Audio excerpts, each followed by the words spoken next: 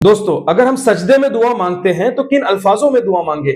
अम्मी आयशा सिद्दीका रजी अल्लाह तआला अन्हा फरमाती हैं कि एक शब मैंने अल्लाह के नबी को घूम पाया, मैंने आपको तलाश किया तो मेरा हाथ अल्लाह के नबी पाक सल्लल्लाहु अलैहि वसल्लम के तलवे मुबारक पर लगा।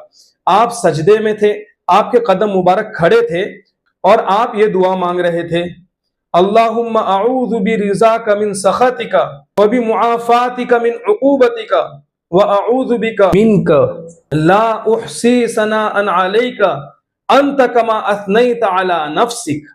इसका तर्जमा क्या है? ए अल्लाह, मैं तेरी रजा के जरिए तेरे गुस्से से पनाह चाहता हूँ और तेरी माफी के जरिए तेरी सजा से, और मैं तेरी पनाह चाहता हूँ खुद तुझसे। ए अल्लाह, मैं तेरी तारीफ बयान नहीं कर सकता, तू वैसा ही है जैसा कि तूने अपनी तारीफ बयान की है। तो दोस्तों, हम ऐसी दुआओं को याद करें कि जो अल्लाह के नबी पाक सल्लल्लाहु अलैहि वसल्लम की जुबान मुबारक से निकली हुई है, ताकि जब हम दुआ मांगे तो हमारी दुआओं के अंदर जान पैदा हो।